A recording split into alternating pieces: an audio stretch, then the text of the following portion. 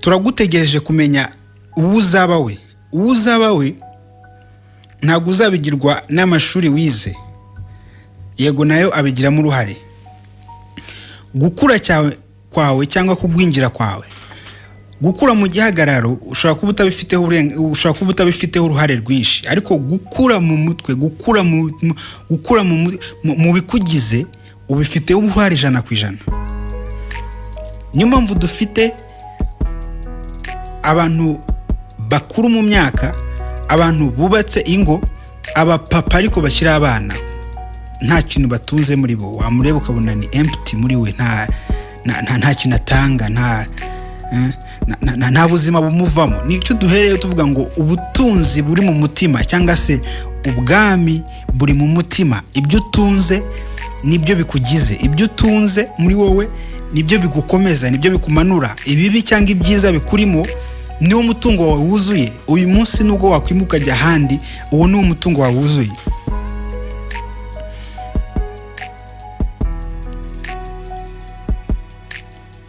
Amafaranga ni meza, aradufasha, ni umukozi mwiza. Ubundi bavuga ko iyo umuntu afite umwuka mubi, ikintu kimuranga akoresha ibintu agakandamiza abantu. Okay, cyangwa se tubyite gutya, akoresha abantu kugira ngo agere ku bintu. Umuntu ufite ubuzima buzima, ufite umutima muzima, akoresha ibintu kugira ngo agere ku bantu, cyangwa se kugira ngo aronke abantu. Uvuga ngo abantu nicyo kintu gikomeye cyane, niwo mutungo ukomeye ababona mu buzima bwe. Twigeze tugira abayobozi muri iyi si bumva abantu nta kintu bamaze ku isi, babayeho mu myaka yashize. Umuntu akavuga ati igihugu nshobora kukimaramo abantu, ahantu nkatera itabi cyangwa nkatera ipamba, abantu bashize mu gihugu. Ugasanga umuntu ntagafite nawe ubwe. Urabona umuntu utekereza kurangiza ubuzima bwa mugenzi we aba ari umuswa cyane nyuma y'abandi baswa, kuko nyuma fin de fait cyangwa at the end of the day nawe azabasanga. Niyo mpamvu ubutunzi bukomeye cyane ni ukugira ibyo utanga no kugira ibyo usigarana. Niwe munyarwanda dukeneye, niyo sosiyete dukeneye. Ntabwo sosiyete dukeneye ari iyo gushyira imbere idini cyangwa se gushyira imbere imyemerere yazanywe n'abandi bana, ahubwo dukeneye kuzamura cyane ubutunzi buhambaye buri mu mutima wawe, kuko ubwo butunzi ntago bupfa, ntago busaza. Umva, ibindi bintu byose biri temporaire, bigira igihe cyabyo, bikagira expiry date, bikagira igihe cyabyo cyo kurangira. Ariko ibintu by'umutima, ibintu biri mu mutima by'umwuka, ari byo nito by'umwuka, ntago birangira, ntibisaza, ntibipfa. Ibyo ngibyo nibwo buzima bukugize. Ibigize umuntu muzima, ibigize umuntu nyawe, agizwe n'ubutunzi bukomeye bumurimo.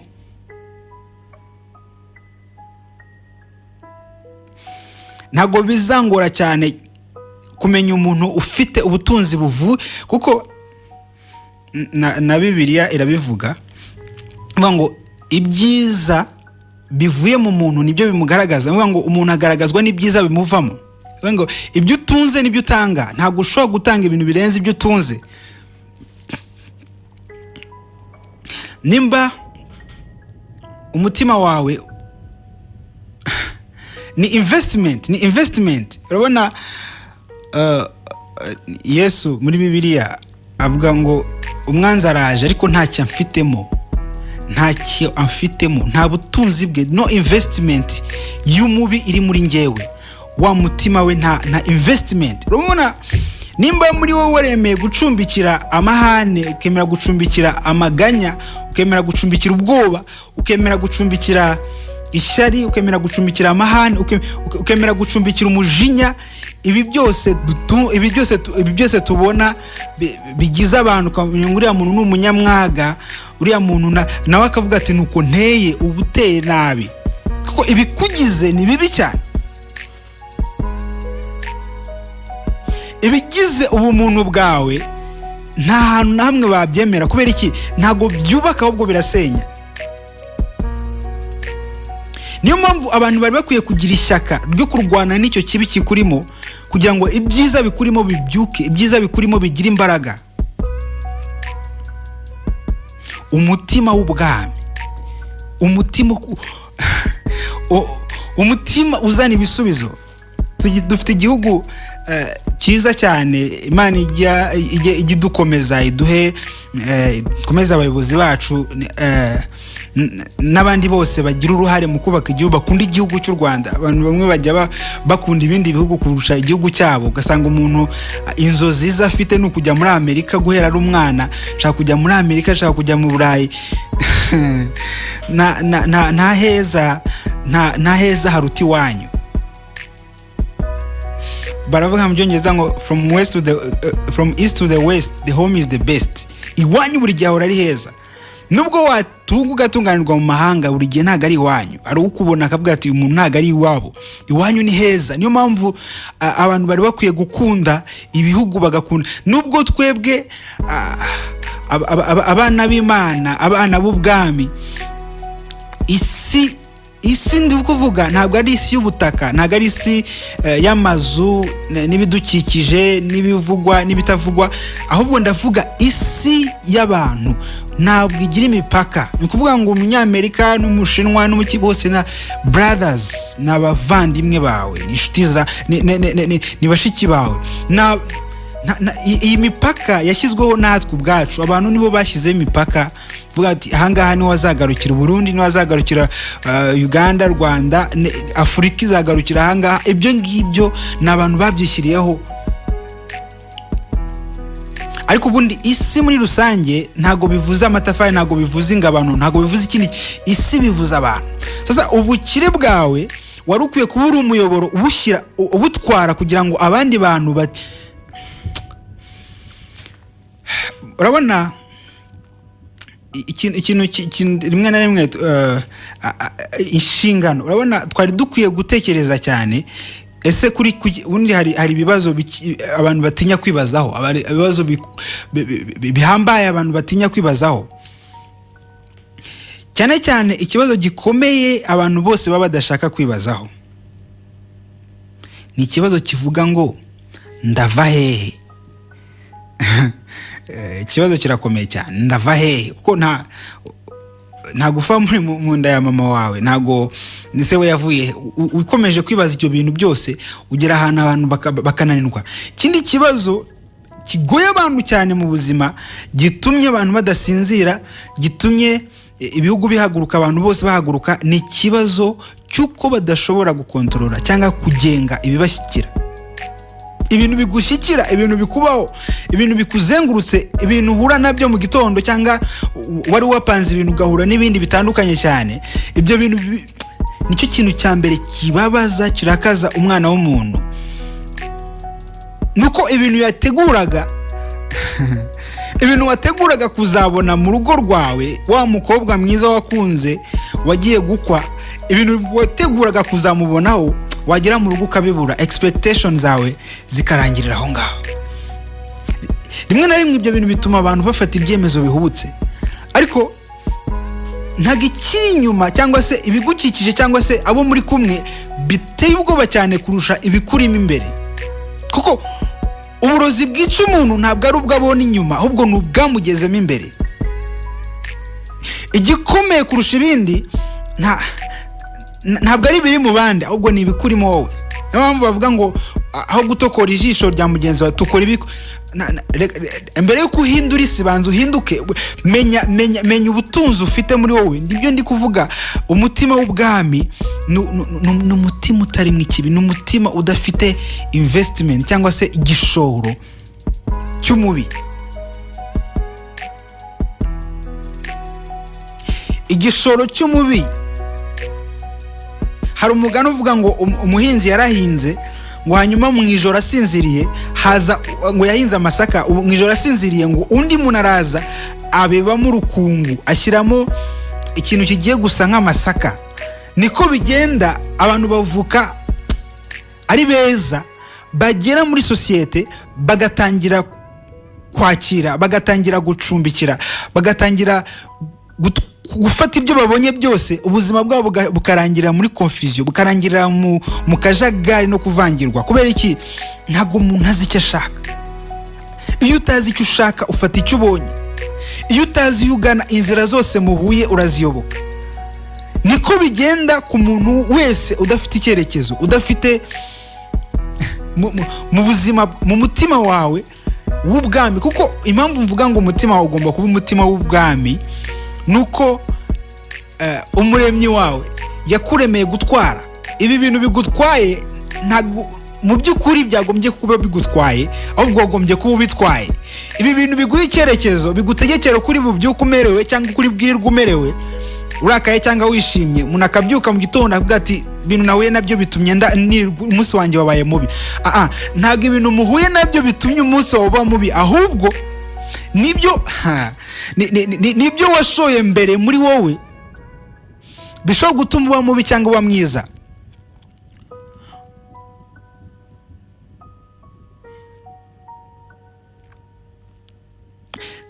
Ndi kuvuga ku bintu umuntu asanga agahitamo gusa nabyo. Ndi kuvuga ku bintu umuntu ahura nabyo, cyangwa abantu umuntu ahura nabo, cyangwa ibibazo. Umuntu ufite umutima w'ubwami, nubwo yanyura mu bigeragezo bimeze, nubwo yanyura mu bintu bibi gute, agumana ka gaciro ke. Ni nk'uko ushobora gufata inote y'idolari, nubwo wayifata ukayipfunyarika, ukayikandagira, ukayikubita n'intoki, ukagerageza kuyikubita ibipfunsi byinshi, ukagerageza nubwo wayikandagiza urukweto rumeze rute, urikura hasi, wakongera kuyirambura iguma ari dolari. Niko umutima w'ubwami umera. Umutima w'ubwami ntabwo uhindukana n'ibyo uhuye nabyo. Umutima w'ubwami ntabwo usa n'umunsi uko wiriwe umeze, ntabwo usa bitewe n'amakuru yiriwe avugwa. Uyu munsi abantu bafite ubwoba bwa coronavirus. Abantu bose isi ifite ubwoba, abantu bari gusoma amakuru yayo, bari kuvuga, abantu bose baratitira. Ego, kwirinda ni byiza, yes, ariko ibyo usoma bya coronavirus wari ukwiye kuba usoma ibindi bintu, kuko urahitamo kuba umuntu uzana ibibazo cyangwa uhitamo kuba umuntu uzana ibisubizo. Niko bimeze. Umutima w'ubwami nubwo wawukandagira, nubwo yanyura mu bihe bibi cyane gute, aguma ari umwami, agumana ubwami. Ni nk'uko idolari rigumana ari idolari, nubwo warikandagira cyangwa inoti ya 5 iguma ari inoti ifite agaciro mu gihugu. Niyo note nkuru dufite mu Rwanda. Icyo wayikorera cyose, wayituka, wayibwira nabi, wayibika ahantu habi, wayibika heza, iguma ari inoti, igumana ka gaciro. Niko umuntu ufite umutima w'ubwami, umuntu uzayobora, aca mu bikomeye, aca mu bigoranye, aca mu bintu bijyaye kumugira mubi, ariko agumana wa mutima uri gold. Umutima ntusobanurire ngo impamvu umeze utyo ngo nibyo waciyemo, ngo nabo mwahuye nabo. Narindi kureba mu kanya kashize amavideo amwe aho abantu banduye coronavirus bagenda bakora ahantu ku ma elevators, ku ma ascenseur, bakoraho kugira ngo n'abari buze gukanda aho ngaho baze kwandura. Akagenda agahumekera ahantu azi ko abantu benshi bari buhumekere kugira ngo abantu benshi baze kwandura. Ibaza umutima umeze gutyo. Uwo mutima ntabwo ari umutima w'ubwami. Nimba umukozi ukoresha uri ugukoropera mu biro, uri uguhanagurira intebe, umufata nabi ngo nuko umukoresha, uriya muntu hari abandi bamwita mama, hari abandi bamuha agaciro. Uriya muzamu wawe uhemba inica nikize, hari abandi bamwita daddy. Turiya dufaranga duke umuha, hari abantu badukeneye kugira ngo iminsi yabo yicume. Reka kumusuzugura. Nta kintu bitwaye kuvuga bonjour, nta kintu bitwaye kubwira umuntu ngo waramutse, nta kintu bitwaye gusekera umuntu. Bivura indwara ziremereye zavuwe n'amafaranga menshi kubera kumubwira neza, kubera kumusekera, kubera kumwereka neza, kubera abantu umugisha. Ushobora kubera abantu umugisha nubwo nta kintu wabaha, kubera umutima muri golden umutima w'ubwami utanga ibyishimo. Umutima w'ubwami uraganza. Umutima w'ubwami utanga ibisubizo ahantu hari ibibazo.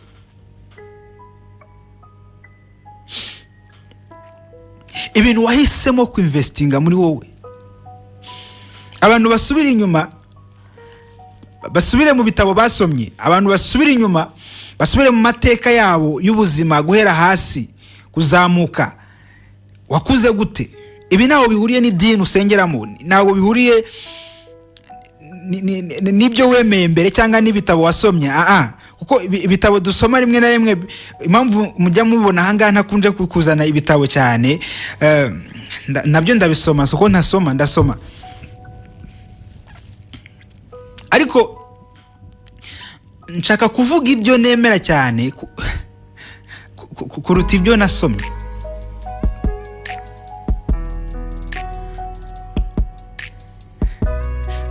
Kuko Imana tuvuga ntago ari yo mu bitabo. Iyo tuvuga no kuyimenya, kumenyana nayo, kumenya biroroshye cyane kumenya ahantu biciye muri information mu makuru ufite, ariko kumenyana n'uwo muntu cyangwa se kugera aho hantu hari ikintu bisaba kutanga igiciro. Hari indege, ushobora gukoresha indege, ushobora gusaba hoteli, hari ikintu bisaba. Rero kugera ni nk'umunyeshuri urangije kwiga, biriya wize ni teori, ni ibintu ushobora kwiga wamara imyaka 2 ukabyibagirwa cyangwa ingahe, ushobora no gukora ibitandukanye, ariko igikomeye cyane nibyo uvumbura. Tugwije abantu basomye ibitabo ariko batavumbura. Ibi ngibi bihari uyu munsi muri iyi si ntago byakozwe n'abantu bafashe mu mutwe gusa, byakozwe n'abantu bavumbura. Twarabivuze ubushize ubwo twavugaga ngo umuntu ufite know-how azahorana akazi, ariko umuntu ufite know-why azahora atanga akazi. Umuntu uzi uko bikorwa azahorana akazi, umuntu uzi impamvu bikorwa azahora atanga akazi. Ikibazo ntabwo ari ibihari, ikibazo ntabwo ari ibivugwa, ikibazo ntabwo ari ibigukikije, ikibazo ntabwo ari ibyo wanyuzemo cyangwa utanyuzemo. Reka abantu be kuba victime y'ibintu byabaye badahari, ngo ngiye ngo nuko nakuze, abana banjye nabo bagomba gukura gutya, umugore wanjye nawe ngomba kumufata gutya, nimba uri umunyamushiha uti nuko nteye, uteye nabi, wakuze nabi, wabayeho ibyo byose ntabwo dukeneye kubimenya. Dukeneye umutima w'ubwami, umutima utabikamo imyanda, ahubwo ubikamo ibintu by'agaciro. Nimba uri ya note ishobora kugumana agaciro na nyuma yo gukandagirwa, nimba uri wa wundi ushobora kuguma uri hejuru na nyuma yo kumanurwa cyane. Urabona iyo ufashe baro cyangwa ukayimanura mu mazi cyane, imbaraga ukoresha uyimanura nizo mbaraga ikoresha izamuka cyane. Niko bigenda ku muntu ufite umutima w'ubwami. Nta noga, akubitwa n'ibivuye hirya n'ibivuye hino, akubitwa n'abarebare n'abagufi, n'ibyirabura n'ibitukura, ariko nta noga, agumana agaciro ke. Niko umuntu ufite umutima w'ubwami ameze. Agera mu rugo rubi akaruzanamo amahoro, agera mu buzima bushaririye akazanamo uburyohe, agera ahantu hari amakimbirane akazanamo kumvikana, agera ahantu hari amacakubiri akazanamo ubumwe, azana ubuzima mu bintu birura.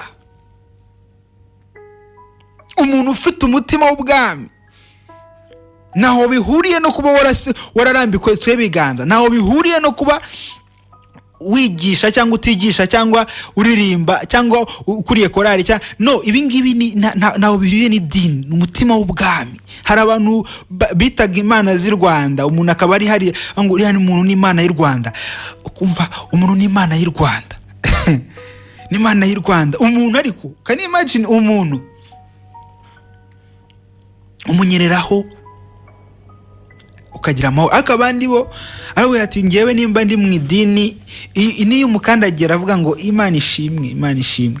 Ariko mugere hanze umukandagire, agutuka ibitutsi, agutuke ku babyeyi bombi, akwangiza, kwandagaze, umutume by'umutumye muri mu bantu akwereke ko ari umwana mwiza, ariko nimugera hirya ahantu hatari abantu kubera undi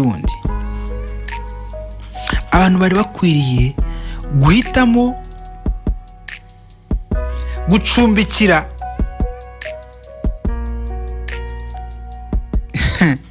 buriya reka mbabwire nta mucamanza n'umwe uhari kuri iyi si.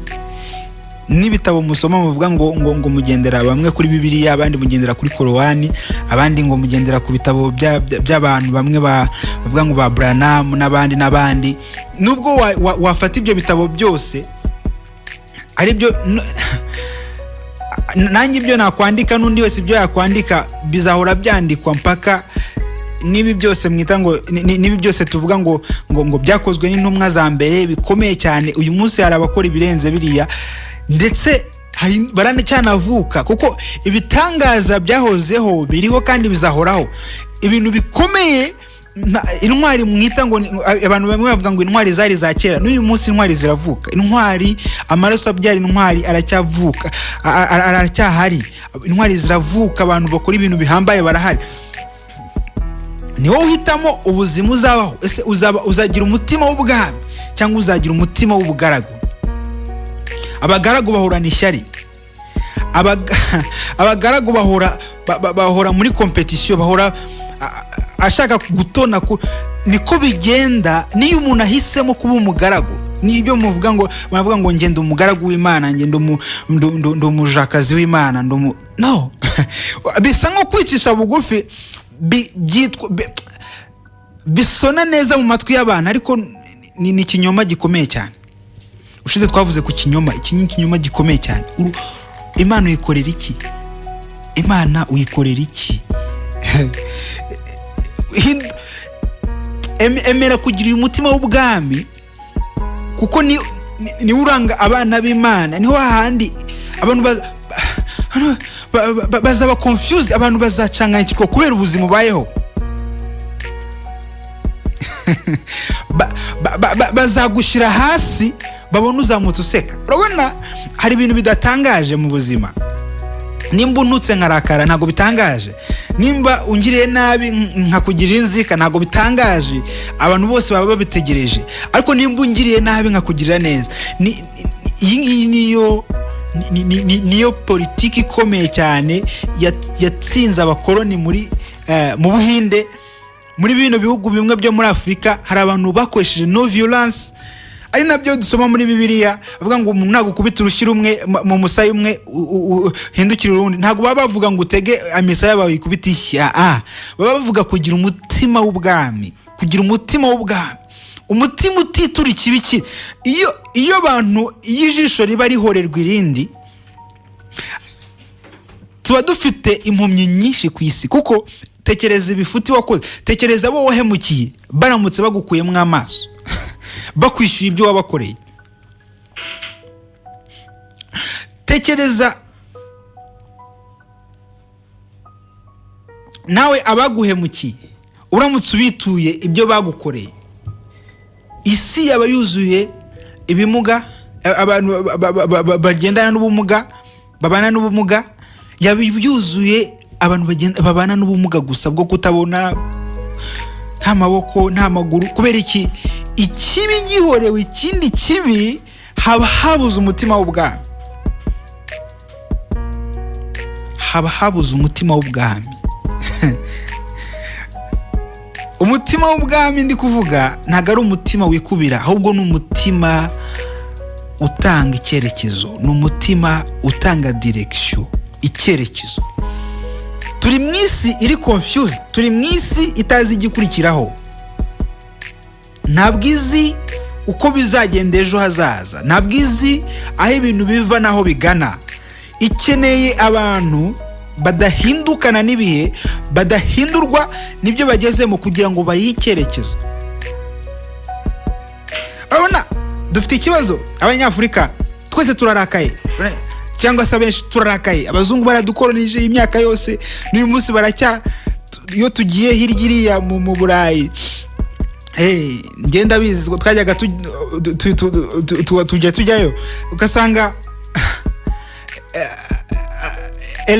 ascenseur mugiyemo umuzungu wari uyirimo yivuyemo kubera gusa ko muri bikara ukarakara ukavuga ati baradukoronisha iwacu baraje baratwiba n'uyu munsi baracyatwiba baracyakora politike zo kutumara ukarakarira abazungu abasogokuruza bacu babatwaye hanze babatwaye mu bwato bamwe bariya bamwe bagwa mu mazi bajyana muri ame ugasanga umuntu adevelopya amateka tukavuga ububi bw'abazungu ukarabakarira ukabanga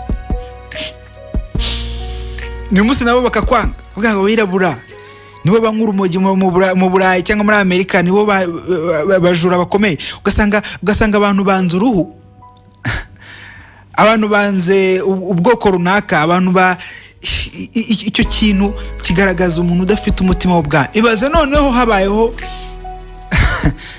buri wese bavuze ngo yikize umwanzi. Ibaze buri wese yavuze ngo yikize umwanzi isi yashira, ariko abantu bafite umutima w'ubwami nibo batuma isi ikomeza.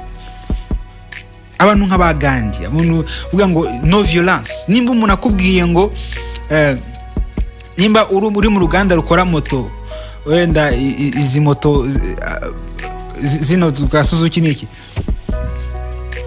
umwanzi wawe umuntu wibwira ko aguhatse akakubwira gukora 20, we muri politike yaravugaga ati no ntukore 20 kuri 100 yagutegetse gukora amasaha 2 ntukore 2 gusa kuri 5. Iyo niyo no violence. Gukora ibirenze ibyo umwanzi aho umwanzi wawe agarukira. Yes, ijambo ryiza cyane. Gukora ibirenze aho umwanzi wawe agarukira, kuko umwanzi wawe ashobora kuba yarapanze kugera kuri B, mwereke ko na C na E bihari kandi utarakaye. Uwo ni wo mutima w'ubwami. Niyo naho ibindi byose by'imyemerere n'amadini kuvuga ngo umuntu yazanye Bibiliya hasi afite imbunda, umuntu akaza akubwira aba ngo mubabwire ibyo Islam ikora cyangwa n'andi madini yose, kuvuga ngo mubabwirize ku neza nibanga mukoreshe jihad, cyangwa se abandi nabo bakavuga ati nibanga muzane Kalashnikov. Ugasanga ibingibi ibintu umuntu ahatira undi, ibi bintu umuntu anywa hagiyeho ingufu, ibi bintu umuntu ajya afata atabikuye mu buzima, atabikuye muri we ibi bintu ntago ari Imana. Ibi bintu ntaho bihuriye n'Imana. N'ababyigisha muhagaritse. Nkunze ko hari abantu bamwe ndi gukunda ku isi yagera akavuga ati mumbabarire ibyo nababwiye byose narababeshye ntago ari byo. Abantu bakwiye kongera bagatekera bakongera bagatakira mu ndi bushyashya. Ukamenya ko ndi umunyarwanda mugenzi, ukamenya ko ndi umuntu mbere yuko tugongana mu byo tugonganiramo, ariko menya ubuvandimwe ibyo dupfana, tuve mu mwijima tujye mu mucyo. Uraza gusanga turi abavandimwe, uraza gusanga hari byinshi duhuriyeho kurusha ibyo dupfa. Umutima w'ubwami niwo abantu babuze. Usanga buri wese aratunga urutoki mugenzi we. Abanyeshuri baratunga intoki abarimu babo, Abanyafrika baratunga intoki abazungu baratunga intoki abanyafrika. Umukozi aratunga intoki umukoresha aratunga intoki umukozi impamvu bitagenda neza. Umupangayi aratunga intoki landlord, nyirinzu nawe aratunga intoki umupangayi. Ibyo bintu byo gutungana intoki, ibintu byo kurebana udutosi turi mu jisho rya mugenzi. Impamvu natera imbere n'umugore wanjye, impamvu natera imbere ni ibingibi. Buri wese afite impamvu ibintu byamunaniye, buri wese afite impamvu ibintu bye bitagenda neza, buri wese aragaragaza impamvu yatsinzwe. Abantu tukabyumva atari kuzika ari byo koko akabikomera amashyi. No, gutunga umutima w'ubwami, gutunga umutima uri hejuru y'ibyanani y'ibirengera abandi. Urabona umuhanga wo koga umuhanga wo koga yinjira mu mazi akogera mu mazi cyangwa se akogera hejuru y'amazi bitamusabye kumanuka. Abazi koga mu mazi mu gihe bisaba kamanuka koga kandi bisaba kazamuka. Niko ibibazo by'isi cyangwa se ibyo duhura nabyo cyangwa se abo duhura nabo twari dukwiye kuba dufite umutima uzi ufite management. Urabona ibintu byinshi biradutungura, akaba ariyo mpamvu dutungana intoki.